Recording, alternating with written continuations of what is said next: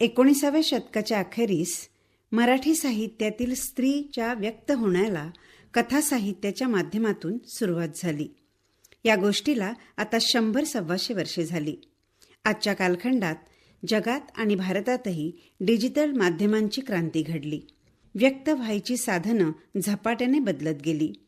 साहित्यापेक्षाही प्रभावी अशी चित्रपट, दूरदर्शन, मालिका, वेब सिरीज, सोशल मीडियासारखी नवी, सोपी आणि झटपट प्रसार करणारी माध्यमं आली.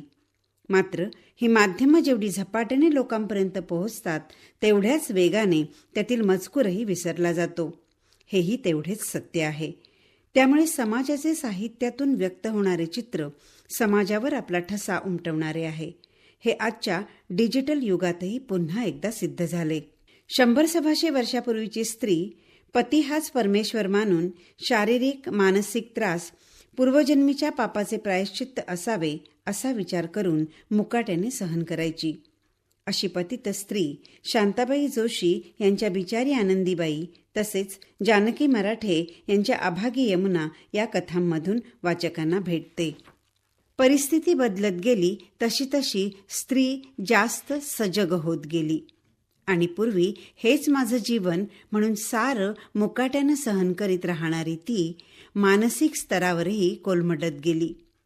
शिक्षणाने तिच्या जाणीवा विस्तृत झाल्या आणि मानसिक संघर्ष वाढला. शारीरिक संघर्षातून बाहेर पडता पडता मानसिक क्लेशाच्या पिंजऱ्यात ती अडकत गेली.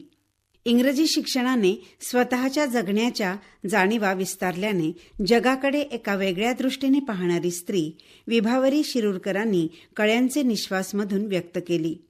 या कथासंग्रहातील कथांनी स्त्रियांच्या मनात माणूस म्हणून जगण्याच्या कल्पनेला भक्कम आधार दिला. वैधव्य हे पूर्वजन्मीचे पाप असं मानण्याचा काळ मागं पडलेला होता. पुरुषप्रधान संस्कृतीने स्त्रियांवर जाचक रूढी, परंपरा स्वतःच्या फायद्यासाठी लादलेल्या होत्या. याचं भान तिला येऊ लागलेलं होतं. आपल्या हिताची चिंता आई वडील, भावंड, समाज कुणालाच नाही. हे लक्षात आल्यावर स्वतःच्या हिताचा निर्णय घेणारी स्त्री विभावरींनी अंतःकरणाचे रत्नदीप सारख्या कथेतून व्यक्त केली. आपल्या अनेक कथातून त्यांनी नवशिक्षित तरुणींच्या निश्वासाला शब्दरूप दिले. म्हणूनच आपल्या स्वतंत्र अस्तित्वाचा विचार करणारी स्त्री साहित्याची वाट कळ्यांचे निश्वास मधून विभावरी शिरूरकरांनी पुढच्या पिढीतील स्त्रियांना दाखवली असे म्हटल्यास वावगे ठरू नये. 1945-50च्या कालखंडात वसुंधरा पटवर्धन यांनी आपल्या सौम्य आणि सच्च्या स्वरात स्त्रियांवरील अन्यायाला वाचा फोडली.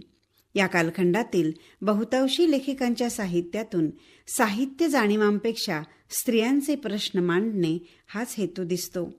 म्हणूनच या कालखंडातील स्त्रियांच्या साहित्याकडे वाङ्मयीन मूल्यातून पाहण्यापेक्षा सामाजिक मूल्यातून पाहणे जास्त संयुक्तिक ठरेल. स्त्री साहित्यिकांच्या या पुढच्या वाटचालीत कमल देसाई, आशा बगे यांच्या कथांमधून स्त्रियांच्या वेगळ्या वेगळ्या मनस्थितीचे, परिस्थितीचे चित्रण येते.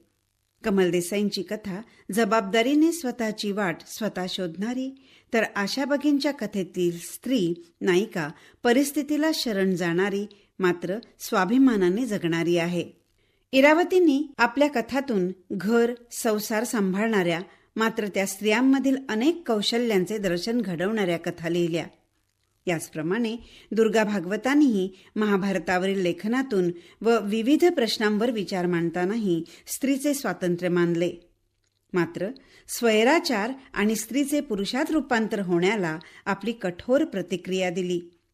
स्त्रियांनी स्वतंत्रतेने पुरुषांच्या बरोबरीने विविध क्षेत्रात काम करावं, मात्र निसर्गानेच पुरुष आणि स्त्री ही शरीराने भावनेने वेगळी व्यक्तिमत्व आहेत. म्हणून स्त्रीने स्वतंत्रपणे विचार करावा, परंतु स्वतः पुरुष होऊ नये असे दुर्गा भागवत एका ठिकाणी म्हणाल्या होत्या. स्त्रीचं बाहेरचं जग जसं विस्तारत गेलं तसं तसं तिच्या डोक्यावरचं ओझंही वाढत गेलं. नोकरीच्या निमित्ताने आपल्या घरातील जबाबदाऱ्यांबरोबरच बाहेरच्या जगाशी तिचा संबंध आला आणि त्याचबरोबर समाजातल्या पुरुषी अहंकाराशीही तिला सामना करावा लागला.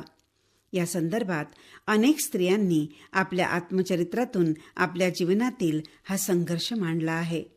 माधवी देसाई यांचे नाच ग घुमा, कमल पाध्ये यांचे बंध अनुबंध, यशोदा पाडगावकरांचे कुणास्तव कुणीतरी, सुनीता देशपांडे यांचे आहे मनोहर तरी आणि अशा असंख्य आत्मचरित्रातून या गोष्टी व्यक्त झालेल्या दिसतात. बाहेरच्या जगात वावरताना एखाद्या गृहिणीला एखाद्या कर्तृत्ववान पुरुषाच्या मैत्रीची भुरळ पडली तरी तसा निखळ प्रयत्न स्वीकारला जात नाही. कारण शेवटी स्त्री पुरुषाच्या मैत्रीत नर मादीचं नातंच श्रेष्ठ ठरतं आणि याचा स्पष्ट उल्लेख बंद अनुबंधमध्ये कमलपाध्येंनी केलेला आहे. घर आणि नोकरी या चक्रात अडकलेल्या स्त्रियांचे प्रश्न इंदिरा संतांनीही आपल्या कवितेतून मांडलेले आहेत. तिला करावी लागणारी तारेवरची कसरत इंदिरा संतांनी आपल्या मध्यमवर्गीय गार्गी कवितेत अतिशय परिणामकारक शब्दात व्यक्त केली आहे. त्याग, समर्पण, वात्सल्याने आपले घर सांभाळत वाढवत बाहेर नोकरी करून संसाराला हातभर लावतानाच, बाहेरच्या जगात मोठमोठी पदे भूषवतानाच आपलं घर सावरण्यासाठी संस्कृती परंपरा जपण्याचा तिचा अट्टाहासही तीच करते आणि मग शिजवणारीही तीच आणि शिजणारीही तीच अशी तिची स्थिती होते. यापुढच्या कालखंडात परिस्थितीने नवे वळण घेतले.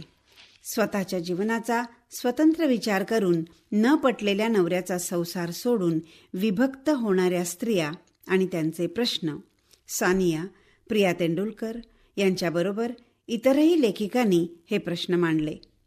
प्रिया तेंडुलकरांची नवागडी किंवा सानियांची एक पाऊल पुढे या कथा अशा प्रश्नांची उत्तरे शोधण्याचा प्रयत्न करतात.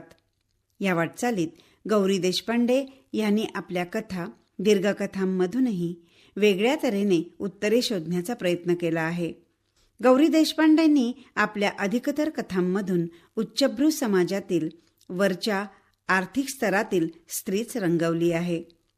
आता कुठं जाशील टोळंभटा या कथेतून अशा एका उच्चभ्रू कुटुंबातील स्त्रीची कुचंबणा उपरोधिक शैलीत त्यांनी मांडली आहे. विजया राज्याध्यक्षांच्या जानकी देसाईचे प्रश्न मधून दिसणारी नायिका लग्न न करताच आपल्याला आवडलेल्या पुरुषाबरोबर राहण्याचा निर्णय घेते.